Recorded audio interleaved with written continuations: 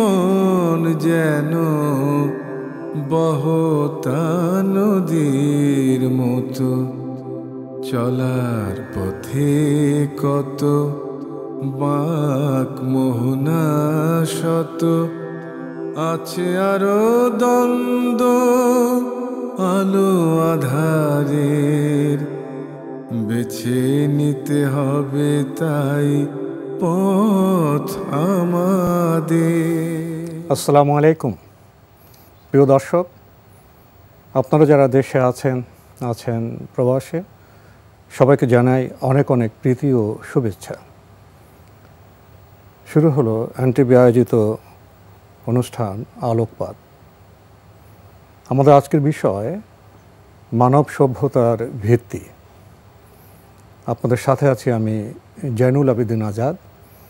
আর আজকে আমাদের মাঝে অতিথি হিসেবে উপস্থিত আছেন প্রফেসর ডক্টর মীর মঞ্জুর মাহমুদ, মানারাত ইন্টারন্যাশনাল ইউনিভার্সিটি। আসসালামু আলাইকুম ওয়া রাহমাতুল্লাহি ওয়া বারাকাতুহু। আসুন আমরা আজকের বিজ্ঞ আলোচকের সাথে এ বিষয়ে কথা বলি এবং বিষয়গুলো স্পষ্ট করার চেষ্টা করি। ডক্টর মীর মঞ্জুর মাহমুদ, আমরা তো একটু আগে বললাম দর্শকদের সামনে আমাদের বিষয়ের কথা, মানব সভ্যতার ভিত্তি। এবং সভ্যতার ইতিহাস আছে, ব্যাখ্যা আছে, এবং সভ্যতা নিয়ে যারা ভাবেন, যারা সভ্যতা নিয়ে কাজ করেন এবং সভ্যতাকে আপন আলোয় যেভাবে দেখতে চান, সেখানে বৈচিত্র্য আছে, নানা মাত্রা আছে, বিতর্ক আছে। তো শুরুতে যদি আপনি এ বিষয়ে আলোচনা করতেন। জি, আপনাকে অনেক ধন্যবাদ একটি খুবই মৌলিক এবং গুরুত্বপূর্ণ বিষয় অবতারণার জন্য। আমি শুরুতে যেটা বলতে চাই যে মানব সভ্যতা পৃথিবীতে সৃষ্টি নিশ্চয় আল্লাহ তাআলার কর্তৃক সৃষ্ট, আর সভ্যতা সংস্কৃতি মানুষের বসবাসের যে আয়োজন, এগুলো মানব সৃষ্ট। আর এর ভিত্তিমূল এটা নিয়ে যদি কথা বলতে হয় তো প্রথমত আমি বলতে চাচ্ছি যে অনেকেই সভ্যতা এবং সংস্কৃতি কথাটাকে সাথে নিয়েছেন সমুচ্চারিত হিসাবে। তো আমরা মনে করি যে সভ্যতা এবং সংস্কৃতি আলাদা হলেও পরস্পর সম্পূরক, এবং মানব সভ্যতা পরিচয় যদি বলি এবং সংস্কৃতির সাথে আলাদা করলে, মানে কম্পেয়ার করলে এটি বোঝা সহজ হবে। সেটা হচ্ছে সভ্যতা হচ্ছে যেটি দৃশ্যমান, ভিজিবল, এটি একটি সংজ্ঞা। আর সংস্কৃতি হচ্ছে যেটা ইনভিজিবল, মানুষের আচরণ অভ্যাসের মধ্যে যেটা দেখা যায়, এটি এক ধরনের সংজ্ঞা। আবার পৃথিবীতে যেহেতু গোটা পৃথিবী নানা মত নানা বিশ্বাসের মানুষ দিয়ে এটি পরিপূর্ণ, সুতরাং ধর্মীয় দৃষ্টিকোণ থেকে যদি বলি তাহলে একটি সংজ্ঞা পাব।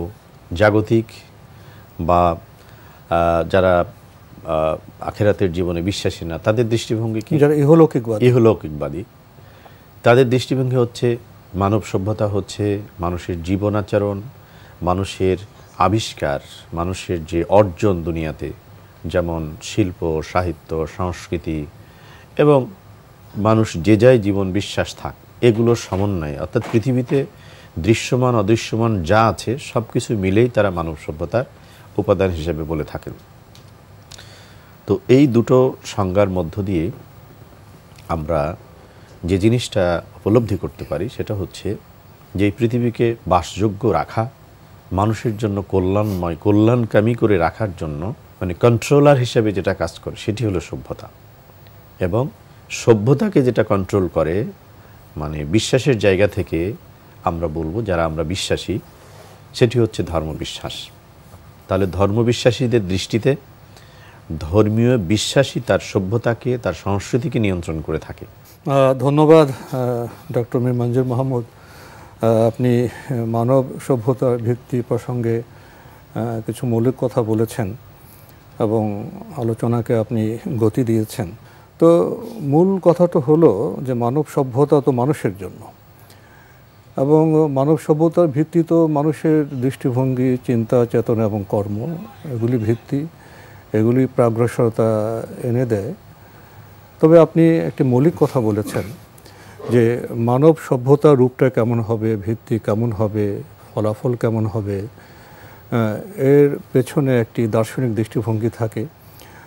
যারা ইহলৌকিকবাদী তারা মানব সভ্যতাকে একভাবে দেখেন, এবং যারা ইহলোককে উত্তীর্ণ হয়ে তারা যারা পরলোকের অনন্ত জগতেরও অভিসারী, সেখানে পরিভ্রমণ করতে চান, তাদেরও সভ্যতা বিনির্মাণের ক্ষেত্রে, ভিত্তি রচনার ক্ষেত্রে দৃষ্টিভঙ্গির তো তারতম্য থাকবেই। আবার যারা এই পৃথিবী নিয়ে তুষ্ট ইহলৌকিকবাদী, তারাও সভ্যতা নিয়ে ব্যাখ্যা করতে গিয়ে কাঠামোগতভাবে তা পার্থক্য নির্দেশ করেছেন। কেউ কেউ বলছেন যে সভ্যতা তো হলো আমাদের উপার্জন, আমাদের যেটা অর্জন। আগে কুপিবাতি ছিল, হ্যারিকেন ছিল, সেখানে এখন টিউবলাইট হয়েছে, আলো ঝলমলে অনেক বাতি হয়েছে। এই যে প্রযুক্তিগত উন্নয়ন, সামর্থ্যের সক্ষমতার উন্নয়ন, এটাই সভ্যতার উন্নয়ন এবং বিকাশ। তারা বলতে চান যে কালচার হলো হোয়াট উই আর, আমরা যাতে সেটাই আমাদের সংস্কৃতির বিভা বা প্রকাশ। সিভিলাইজেশন হলো হোয়াট উই হ্যাভ, যা আমাদের আছে, আমাদের অর্জন। বিশেষভাবে এখানে বিজ্ঞান প্রযুক্তির কথা চলে আসে। আবার এদের মধ্যে যারা প্রাগ্রসর, যারা আরও ব্যাপকভাবে চিন্তা করেন, তারা বলেন না, সভ্যতা শুধু বিজ্ঞান প্রযুক্তি বা বস্তুগত উন্নয়নের ক্ষেত্রে সীমাবদ্ধ নয়। তারা সভ্যতার মধ্যে প্রযুক্তিগত উন্নয়ন, ধর্ম, দর্শন, সংস্কৃতি, আচার ব্যবহার, এ সবগুলিকে সমন্বিত করে বৃহত্তরভাবে তারা সভ্যতাকে বিবেচনা করতে চান। তো এই যে বিবেচনা, এটাকেও আমরা যৌক্তিক বলে ভাবতে পারি। এবং যারা ইহলৌকিকবাদী, তারা তো সভ্যতার যে কাঠামো বিস্তার, সেটা তো ইহলোককে কেন্দ্র করে হবে। এবং যারা পরলোকে বিশ্বাসী, তারা ইহলোকে বসবাস করার পরেও ইহলোককে সৌন্দর্যে মণ্ডিত করা, পরিশীলিত করার সাথে সাথে আবার আখিরাতমুখী। তাহলে আখিরাতমুখীর একটা প্রভাব তাদের ইহজাগতিক জীবনও ফেলে। তো সেখানে একটা মাত্রাগত পার্থক্য আছে, সেখানে বোধহয় একটু বেশি মাত্রা যুক্ত হয়ে যায়। তো মাত্রা বেশি যুক্ত হলে কাঠামো বা ভিত্তিতে একটা বৈচিত্র্য আসবে, সম্পূর্ণতা আসবে। তো এ নিয়ে অনেক আলোচনা করা যায়, কিন্তু আমাদের বোধহয় সীমিত সময়ে সেটা সম্ভব হবে না। তো একটি বিষয়ে যেতে চাইব, সভ্যতা প্রসঙ্গে আলাপ করতে গেলে তো মানুষের ব্যক্তিজীবন তো একাকী নয়, পরিবার আছে। তারপরে পরিবার হওয়ার পরে সমাজ গঠিত হলো, সমাজকে আরও সুশৃঙ্খল, আরও অর্থবহ করার জন্য রাষ্ট্র নির্মিত হলো। এখন পরিবার, সমাজ, রাষ্ট্র, এটা নিয়েই তো আমরা এগিয়ে যাচ্ছি, আমাদের সভ্যতা এগিয়ে যাচ্ছে। তো কেন মানুষ সমাজবদ্ধ হলো, এ প্রশ্ন এসে যায়। কেন মানুষ রাষ্ট্র নির্মাণ করলো, প্রশ্ন এসে যায়। এখানে কি মানুষের কোনো মুখাপেক্ষিতা, কোনো অসম্পূর্ণতা কাজ করেছে? এই সভ্যতার দিকে অগ্রসর হওয়া বা আমাদের ভিত্তির কথা ধরি, একে একে তো সভ্য বা সভ্যতা নির্মাণ করা যায় না। এখানে কি কোনো অভাব বা কোনো নির্ভরশীলতা বা কোনো মুখাপেক্ষিতা কি কাজ করেছে? জি, অবশ্যই। আমি যদি বিশ্বাসী দৃষ্টিকোণ থেকেও দেখি বা ইহজাগতিক দৃষ্টিকোণ থেকেও দেখি, সেটা হচ্ছে যে সমাজ সভ্যতা বিনির্মাণের ক্ষেত্রে মানুষের মূল যে জিনিসটা আছে সেটা হলো মানুষের পরনির্ভরতা, পরমুখাপেক্ষিতা। অর্থাৎ মানুষের মধ্যে যে অভাববোধ, সেখান থেকেই মানুষ পরিবারে একত্রিত হয়েছে, সমাজে হয়েছে, বৃহত্তর বৈশ্বিক সমাজেও তারা হয়েছে। ইসলামের দৃষ্টিকোণ থেকে আমরা কি বুঝি? যে আদম আলাইহিস সালামকে আল্লাহ তাআলা সৃষ্টি করলেন, তার বসবাসের জন্য জান্নাতের সব আয়োজন ছিল, সেখানে বসানো ছিল, সব ছিল, কিন্তু একটা অভাববোধ ছিল, যে অভাবের জন্য তাকে একটা সাথী দেওয়া হলো, সঙ্গীর অভাব ছিল। তো মানুষের মনোদৈহিক সত্তা হিসাবে মানুষের বেঁচে থাকার জন্য নির্ভরশীলতা দিয়েই মানুষের সৃষ্টি। এখানে কয়েকটা দিক থেকে আমরা বলতে পারি।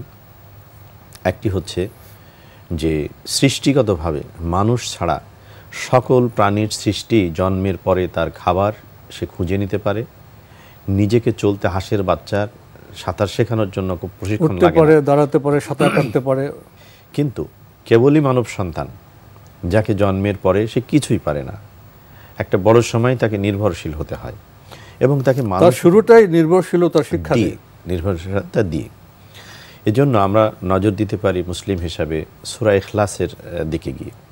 সূরা ইখলাসে আল্লাহ তাআলা বলছেন, বিসমিল্লাহির রহমানির রহিম, কুল হুয়াল্লাহু আহাদ আল্লাহুস সামাদ। এই যে আল্লাহ তাআলা তার একটা আসমাউল হুসনা, তার অনেক সুন্দর নামের মধ্যে একটি নাম হচ্ছে আস-সামাদ। মানুষের যে মুখাপেক্ষিতার কারণে সে পরিবার গঠন করেছে, সমাজ গঠন করেছে এবং এর বিকশিত রূপ হলো একটি সভ্যতা। পাশাপাশি আপনি একটি শব্দ এনেছেন সামাদ, এর ব্যাখ্যা করছিলেন। জি, তো আল্লাহ তাআলার আসমাউল হুসনা বা সুন্দরতম অনেক নাম আছে, তার মধ্যে এটি একটি অন্যতম নাম। এর অর্থ আমরা জানি যে আল্লাহ তাআলাই হচ্ছেন একমাত্র অমুখাপেক্ষী। এর আরেকটি অর্থ হচ্ছে আল কামিল, অর্থাৎ ইজ্জত, সক্ষমতা, মর্যাদা সব কিছু থেকে যিনি একমাত্র পরিপূর্ণ তিনি হচ্ছেন আল্লাহ রাব্বুল আলামিন। তা আল্লাহ তাআলা ছাড়া সৃষ্টির সকল কিছু মুখাপেক্ষী। এবং মুখাপেক্ষী কেমন? যেমন ধরুন, আমরা সৃষ্টিগতভাবে যদি আমার বডির মধ্যে দেখি, তা আমার এক হাত থাকলে আমি স্বচ্ছন্দ ফিল করি না, ভালো করতে পারি না। আমার জোড়া চোখ দেওয়া হয়েছে আমার দেখার জন্য, ভালো করে নিজেকে করার জন্য। আবার চোখ আছে, কান নেই, আমি অসম্পূর্ণ। কান আছে, আমি বলতে পারি না, আমি অসম্পূর্ণ। তো আল্লাহ তাআলাই একমাত্র অমুখাপেক্ষী, বাকি সবাই সৃষ্টিগতভাবেই তারা মুখাপেক্ষী। একজন আর একজন ছাড়া যেমন শরীর চলে না, তেমনি সমাজ সভ্যতাও বিনির্মিত হতে পারে না। এবং মানুষকে সৃষ্টি মূলেই জানিয়ে দেওয়া হয়েছে যে এই মুখাপেক্ষিতার জায়গাকে যদি আমরা অ্যাকাউন্টেবিলিটি, শৃঙ্খলার জায়গায় না আনি, একটা দর্শন, সুনির্দিষ্ট দর্শনের আলোকে যদি কোনো সভ্যতা তৈরি না হয়, তাহলে সেই সভ্যতায় না থাকে শৃঙ্খলা, না থাকে নির্দেশনা।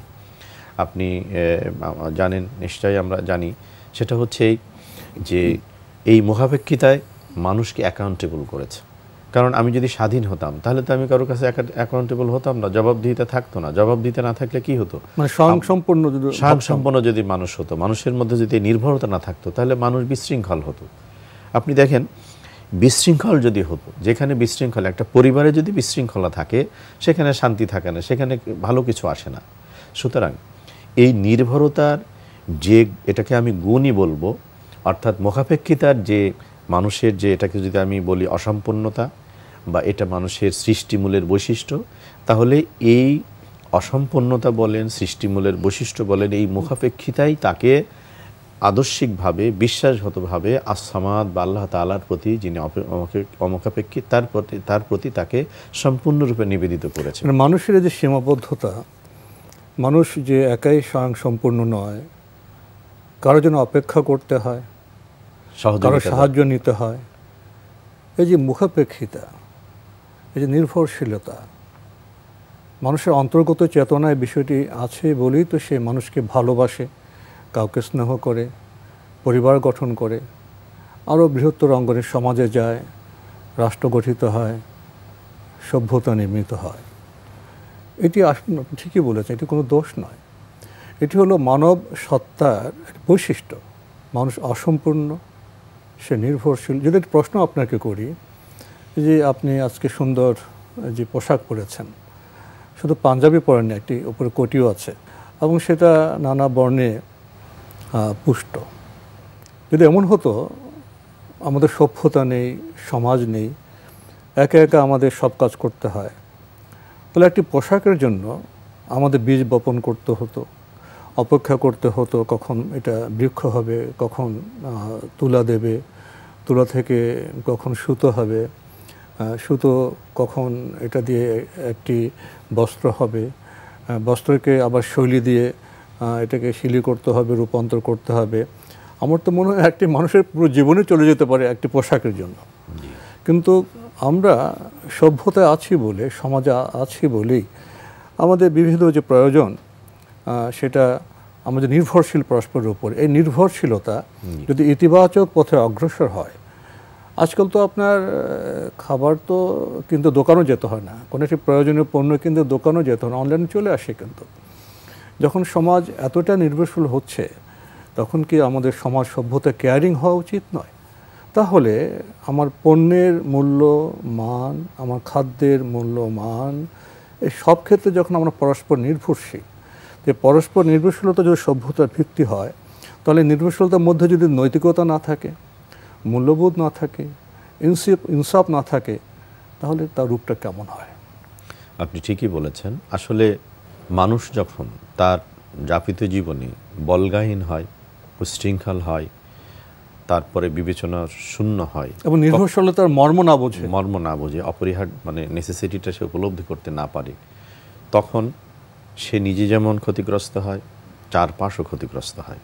তো সেই জন্য আমরা বলছিলাম যে সভ্যতার জন্য একটি সুনির্দিষ্ট দর্শন থাকবে, এবং সেই দর্শনই এমন একটি দর্শন হবে যেখানে মূল্যবোধ থাকবে, যেখানে বিশ্বাস থাকবে, যেখানে নির্দেশনা থাকবে, যেখানে শৃঙ্খলা রক্ষার জন্য নির্দেশনা থাকবে, যেখানে পরস্পরের প্রতি এগিয়ে যাওয়ার সহমর্মী ভালোবাসা এগুলো দিয়ে যখন তা মিলতে পারবে, তখন সেখানে একটি সুন্দর সুষমামণ্ডিত এবং কল্যাণময় একটা সমাজ গড়তে পারে। তার কারণে এটা বলতে পারি, আমাদের যে সভ্যতা, এই সভ্যতার দর্শন নিয়ে মতো বৈচিত্র্য থাকতে পারে, পার্থক্য থাকতে পারে, এটা তো বোধহয় আমরা উপলব্ধি করতে পারবো। আমাদের সভ্যতার মূল ভিত্তি হলো মুখাপেক্ষিতা। জি, মানবিক যে সীমাবদ্ধতা, আমরা একে অপরের সাহায্যের অপেক্ষায় থাকি, একে অপরের কথা আচরণের অপেক্ষায় থাকি, এই জন্য বোধহয় আমরা কেয়ারিং হতে হবে। তাহলে যদি এটা আমরা বুঝতে পারি যে মানুষ স্বয়ং সম্পূর্ণ নয়, মানুষ একাই সব করতে পারে না, তাহলে সে বিনয়ী হবে, অহংকারী হবে না। এটাও বোধহয় একটি সভ্যতা নির্মাণের জন্য মৌলিক উপাদান। তাহলে আপনি একটু আগে সূরা ইখলাসের কথা বলছিলেন যে একমাত্র অমুখাপেক্ষী সমাদ হলেন মহান স্রষ্টা, আর সৃষ্টি আমরা সবাই মুখাপেক্ষী, একজন অপেক্ষায় থাকে। তাহলে সভ্যতার ভিত্তি যদি এটাই হয় মুখাপেক্ষিতা, তাহলে মুখাপেক্ষিতা যে বিষয়গুলো আছে সেটা কি মানবিক এবং নৈতিক হওয়া উচিত নয়? অবশ্যই। এই জায়গায় যদি মানুষ কার কাছে মুখাপেক্ষী হবে, এখানে হলো বিশ্বাস এবং দর্শনের কথা। এই মানুষের সভ্যতা বিনির্মাণের দর্শন বা বিশ্বাস যদি ঠিক না হয়, তাহলে মানুষ অমানবিক হবে। আমরা জানি যে মানুষের আচরণকে দুই ভাগে ভাগ করা যায়, একটা মানবিক আচরণ, একটা অমানবিক আচরণ। মানবিক কোনটা? যেখানে দয়া, মায়া, ভালোবাসা, পজিটিভ কিছু আছে। অমানবিক কোনটা? যে পশুর চেয়ে নিকৃষ্ট হয়ে যায় মানুষ যদি সেটাকে গ্রহণ করে। এবং এই মানবিক ব্যক্তি মানুষ, তার পরিবার, সমাজ এবং রাষ্ট্র এমন একটি সভ্যতা গঠন করবে যেটি পৃথিবীকে কল্যাণ দেবে। শুধু তাই নয়, সৃষ্টি নিচয়কে কল্যাণ দেবে। এবং এই জায়গাগুলো আমরা জানি যে সভ্যতা, আমরা বলেছি সভ্যতা দৃশ্যমান, কালচার দিয়ে এটি বিনির্মিত হয়। নর্ডিকরা আপনার রোমানদের মানে পরাজিত করে স্ট্রাকচার ভেঙে চুরে সরকার করেছিল, কিন্তু তাদের শিক্ষা, তাদের আইন, তাদের ব্যবস্থা, সামাজিক ব্যবস্থা, আচার আচরণকে রাতারাতি নষ্ট করতে পারেনি। সুতরাং সভ্যতার ভিত্তি নিয়ে আমরা যে কথা বলেছি, যে সভ্যতার ভিত্তি হচ্ছে পরনির্ভরতা, মুখাপেক্ষিতা। এই মুখাপেক্ষী কার কাছে হব, এই হওয়া না হওয়ার যে দর্শন, সেই দর্শনটা মুসলিম হিসাবে আমরা আল্লাহ তাআলার কাছেই হব। এর বাইরে আর কোনো দর্শন নেই। এবং এই যে আল্লাহ তাআলার কাছেই হব, এই হওয়ার যে ইচ্ছা, যে বাসনা বা চেষ্টা, সেটি যে করে তার নাম হলো বান্দা। আর আল্লাহ তাআলার কাছে একমাত্র অমুখাপেক্ষী বা স্বয়ংসম্পন্ন যিনি, তার প্রতি একজন মানুষের নির্ভর হওয়ার যে প্রচেষ্টা, এটার নাম হলো বন্দেগী, আর যে হয় সে হচ্ছে বান্দা। আমরা সভ্যতার কথা বলছি। জি। তো শুরু তো গৃহ থেকে। তো গৃহের যিনি কর্তা, যারা দাম্পত্য জীবনযাপন করছেন, মানব এবং মানবী, সেখানে তো দর্শন প্রয়োজন, উপলব্ধি প্রয়োজন। এখন গৃহকর্তা যদি উপলব্ধি করেন আমি মানুষ, আমার সীমাবদ্ধতা আছে, আমার অপেক্ষায় যেন আরেকজন আছে, আমি আরেকজন অপেক্ষায় আছি, এই যে উপলব্ধির প্রকৃত সত্য সেটা থাকলে সে গৃহকর্তা বিনয়ী হবেন, গৃহকর্ত্রী সহমর্মী হবেন, তারা সমাজ পরিচালনা করবেন, রাষ্ট্র পরিচালনা করবেন। তারা দাম্ভিক হবেন না, তারা ভাববেন রাষ্ট্র পরিচালনায় তো অনেক বিষয় প্রয়োজন, সব কি আমার আছে? আদান প্রদান করতে হয়, আমদানি রপ্তানি করতে হয়, এক এক দেশের এক এক সম্পদ, এক এক দেশের মানব সম্পদ এক এক রকম। এই সব মিলিয়ে যদি ভাবে শান্তভাবে, তখন বুঝবে যে আমাদের পুরো সমাজ, রাষ্ট্র এবং বৈশ্বিক যে পরিমণ্ডল, সভ্যতার যে ভিত্তি, সেটার মুখাপেক্ষিতা। আমরা পরস্পর মুখাপেক্ষী। এই মৌলিক সত্য জানলে আমরা অহংকারী হব না, আমরা কেয়ারিং হব, মানবিক হব, এবং সভ্যতা আজ যে অহংকার, দম্ভ, যুদ্ধ, নানা যে কূটনৈতিক বা ভূ রাজনীতির যে আমরা অন্ধকার দেখছি, গহ্বর দেখছি, এটার কারণ আমরা সভ্যতার যে ভিত্তি সেটা উপলব্ধি থেকে দূরে চলে গেছি। আমরা দাম্ভিক, আমরা অহংকারী। অথচ একা কোনো রাষ্ট্র চলতে পারে না। পরিবারের 5 জনের পরিবার, তারা 5 জনের চলতে পারে না, তাদের সমাজে মিশতে হয়, সমাজ থেকে সাহায্য নিতে হয়, সাহায্য করতে হয়। এই যে পরস্পর নির্ভরশীলতা, যেটা আমরা পবিত্র কোরআনে সূরাতে পাই 19 নম্বর আয়াতে, যে একমাত্র আল্লাহই হলেন সামাদ, আমরা সবাই মুখাপেক্ষী। অথচ সভ্যতার ভিত্তি যে মুখাপেক্ষিতা, এটা কোনো দোষ নয়, এটা হলো সত্য, প্রকৃত সত্য। তো এই সত্য উপলব্ধি না করার কারণে কি আমাদের পরিবারের, সমাজে, বৈশ্বিক পরিমণ্ডলে একটি বিশৃঙ্খলা বা একটা অরাজকতা সৃষ্টি হচ্ছে না? অবশ্যই। সে কারণে মানুষ হঠকারী কখন হয়? যখন যে মনে করে যে আমার কারো প্রয়োজন নাই, আমি অহংকারী, দাম্ভিক। ফেরাউন বলল কখন অত্যাচারীর হয়ে, সে কি বলল? আনা রব্বুকুমুল আলা, আমি হচ্ছে তোমাদের সবচেয়ে বড়। কথা তুমি যে বলছো আমি তার চেয়ে বড়। তার মানে কি? মানুষ যখন নিজেকে স্বয়ংসম্পন্ন মনে করে, মানে অমুখাপেক্ষী মনে করে, তখন সে সব ক্ষেত্রেই অত্যাচারী হয়, বলগাহীন হয়, এবং মানুষের যত রকমের ধ্বংস করে একসময় নিজেও ধ্বংস হয়ে যায়, নিজে ধ্বংস হয়ে যায়। তো সময়ের কারণে আমরা আপনার কাছ থেকে আর বেশি কিছু শুনতে পারলাম না, আজকে এখানে শেষ করতে হচ্ছে। ডক্টর মীর মঞ্জুর মাহমুদ, আপনি কষ্ট করে আমাদের স্টুডিওতে এসেছেন, সময় দিয়েছেন, সেজন্য আপনাকে অনেক ধন্যবাদ। আপনাকে অনেক ধন্যবাদ। প্রিয় দর্শক, আমরা দেখছিলাম এনটিভি আয়োজিত টক শো আলোকপাত। আমাদের আজকে বিষয় ছিল সভ্যতার ভিত্তি। আমাদের এই অনুষ্ঠান আপনারা এনটিভি অনলাইনেও দেখতে পারবেন, ভিজিট করুন www.ntvbd.com। এছাড়া ইউটিউবে এবং আমাদের ভেরিফাইড ফেসবুক পেজে অনুষ্ঠান দেখতে পারবেন। সভ্যতার ভিত্তি নিয়ে আমরা কথা বলছিলাম, ব্যাপক বিষয়। এই আলোচনায় মত পার্থক্য আছে, মত বৈচিত্র্য আছে, এগুলিকে আমরা স্বাগত জানিয়েও বলতে পারি। প্রকৃত সত্য হলো মানুষ মুখাপেক্ষী, স্বয়ংসম্পূর্ণ নয়।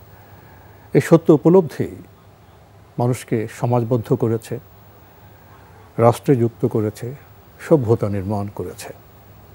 মানব জীবনের মতোই সভ্যতা বিস্তারিত হতে পারে, কিন্তু সেখানে মূল উপলব্ধি হলো আমি মুখাপেক্ষী কারো না কারো। এই মুখাপেক্ষিতার উপলব্ধি আমাদের মধ্যে বিনম্রতা আনতে পারে, কেয়ারিং, মানবিক হতে উদ্বুদ্ধ করতে পারে। আসুন এমন চেতনে আমরা সভ্যতার নাগরিক হই। মহান আল্লাহ আমাদের সবাইকে নিরাপদে রাখুন, রাখুন শান্তিতে। আসসালামু আলাইকুম। পথে কত বাক মোহনা শত, আছে আরো দ্বন্দ্ব আলো আধারের, বেছে নিতে হবে তাই পথ আমাদের।